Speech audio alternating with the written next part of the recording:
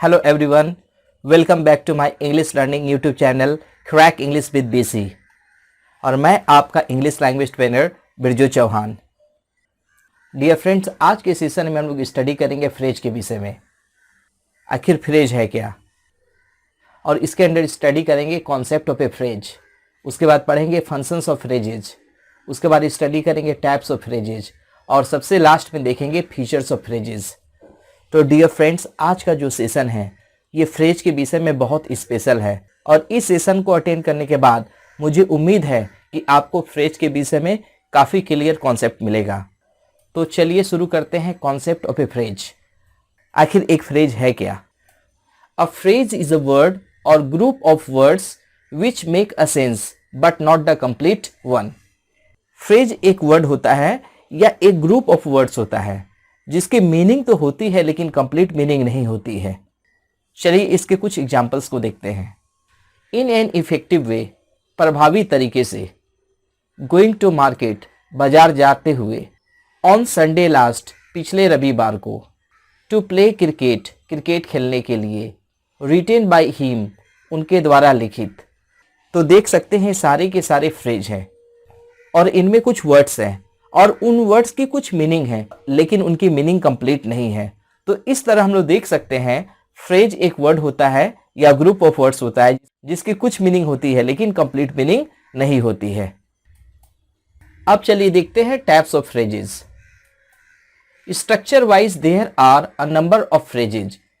Structure के अनुसार बहुत सारे फ्रेजेज होते हैं और चलिए उनमें से सबसे मोस्ट इंपॉर्टेंट को हम लोग देखते हैं। Noun phrase, adjective phrase, verb phrase, adverb phrase, prepositional phrase, conjunctional phrase और मॉडिफाइंग फ्रेज। तो इस तरह हम लोग देख सकते हैं मोस्ट इंपॉर्टेंट फ्रेजेज में से ये सारे फ्रेज हमारे पास है। और आने वाले वीडियोस में हर एक फ्रेज के ऊपर एक वीडियो बनाई जाएगी जिसके जरिए आपको पूरा कॉन्सेप्ट उस पर्टिकुलर फ्रेज के विषय में मिलेगा। इसके बाद देखते हैं फंक्शंस ऑफ फ्रेजेस। आखिर फ्रेजेस का हमारे इंग्लिश लैंग्वेज में इंपॉर्टेंट क्या है? A phrase performs 3 functions. मुख्य रूप से एक फ्रेज 3 फंक्शंस को परफॉर्म करता है। तो चलिए देखते हैं सबसे पहला क्या है। As a complement, as a building block it completes an incomplete sentence. Phrase का सबसे इंपॉर्टेंट काम है यह सेंटेंस में बिल्डिंग ब्लॉक का काम करता है, और खास करके जहां पे सेंटेंस कंप्लीट नहीं होते हैं वहां पे यह उस सेंटेंस की मीनिंग को पूरा कर देता है। चलिए इसे एक एग्जांपल से देखते हैं। देखिए रबीना एज, इसकी कोई मीनिंग नहीं है क्योंकि इसका अर्थ है रबीना है, लेकिन रबीना क्या है, कैसी है, इसके विषय में कोई इंफॉर्मेशन नहीं दिया जा रहा है। लेकिन जैसे ही इसमें हम ऐड करते हैं माई सिस्टर, तो देखिए यहाँ पे इसकी मीनिंग कंप्लीट हो गई क्योंकि इसका अर्थ है रबीना मेरी बहन है। तो इस तरह हम लोग देख सकते हैं कि एक फ्रेज एक सेंटेंस के मीनिंग को पूरा करने में हमारी सहायता करता है। यदि फ्रेज नहीं होगा तो हम लोग सेंटेंस को बना नहीं पाएंगे और किसी इनकम्प्लीट सेंटेंस की मीनिंग को पूरा नहीं कर पाएंगे। तो सबसे फर्स्ट जो फंक्शन है वो फ्रेज का है। यह सेंटेंस में बिल्डिंग ब्लॉक के रूप में काम करता है और इनकम्प्लीट सेंटेंस को कंप्लीट करता है। अब चलिए इसके दूसरे फंक्शन को देखते हैं। As a meaning enhancer, as it does not contain a finite verb, it can be added to a sentence to enhance its meaning. एक फ्रेज में एक फाइनाइट वर्ब नहीं होता है जिसके वजह से हम लोग इससे कोई सेंटेंस नहीं बना सकते हैं, लेकिन इसका प्रयोग हम लोग किसी सेंटेंस में ऐड करके उस सेंटेंस की मीनिंग को बढ़ा सकते हैं। यानी कहने का अर्थ है कि एक फ्रेज एक सेंटेंस की मीनिंग को बढ़ा सकता है। चलिए इसे एक एग्जाम्पल के जरिए देखते हैं। लीला इज गोइंग, लीला जा रही है, लेकिन जैसे ही इसमें हम लोग टू मार्केट ऐड करते हैं तो इस सेंटेंस की मीनिंग बढ़ जा रही है। पहले केवल अर्थ था लीला जा रही है, लेकिन टू मार्केट ऐड करने से इसका अर्थ बढ़कर हो जाता है कि लीला बाजार जा रही है। तो इस तरह हम लोग देख सकते हैं एक सेंटेंस की मीनिंग को भी फ्रेज बढ़ा सकता है। अब चलिए इसके तीसरे फंक्शन को देखते हैं। As a short answer, it can be used to give a short answer. एक फ्रेज का काम हम लोग शॉर्ट आंसर को देने के लिए भी कर सकते हैं।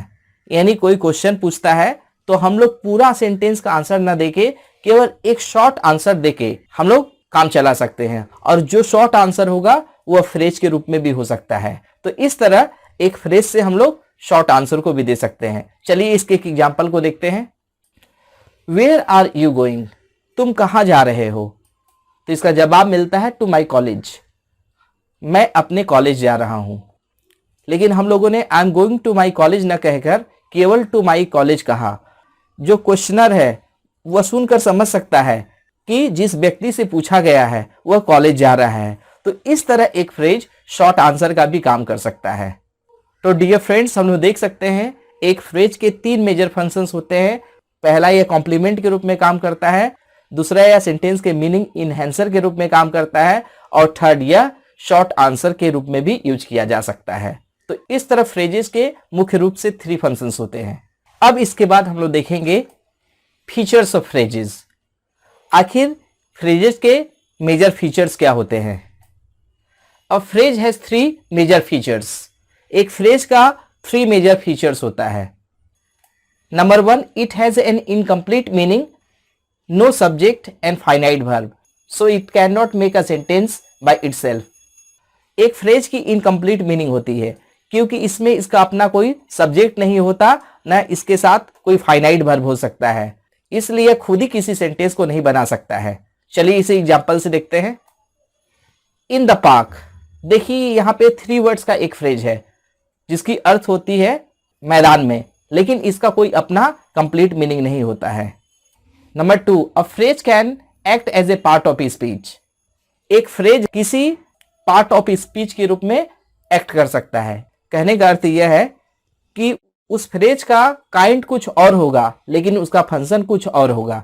चलिए इसे एग्जांपल से देखते हैं। Of no importance, structure wise ये देखिए प्रेपोजिशनल फ्रेज है।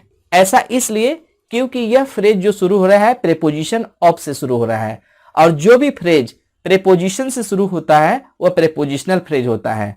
और ऑफ नो इम्पोर्टेंस का अर्थ होता है बिना महत्व का, यानी इसका अर्थ होगा इंग्लिश में यूजलेस। तो यह फंक्शन वाइज एक एडजेक्टिव है। तो कहने का अर्थ यह है कि एक फ्रेज का काइंड कुछ और होगा लेकिन उसका फंक्शन कुछ और हो सकता है। यानी एक फ्रेज प्रेपोजिशनल हो सकता है लेकिन पार्ट ऑफ स्पीच वाइज उसका फंक्शन एडजेक्टिव के रूप में हो सकता है, जिसकी एग्जाम्पल मैंने यहाँ पे आप लोगों के सामने रखा। अब चलिए इसके थर्ड फीचर्स को देखते हैं। A phrase can be a compound phrase working as one phrase containing more than one phrase in a phrase. कहने का अर्थ है कि ये एक फ्रेज जो है वो कंपाउंड या कॉम्प्लेक्स हो सकता है। कहने का अर्थ यह है कि एक फ्रेज के भीतर मोर देन वन फ्रेजेस होंगे। चलिए इसे एग्जांपल से देखते हैं। A doctor in the car, यहाँ पे देखिए a doctor in the car एक कंप्लीट फ्रेज है जो नाउन फ्रेज है, लेकिन इसके भीतर हमारे पास 2 फ्रेजेज हैं। चलिए देखते हैं कौन से 2 फ्रेजेज हैं।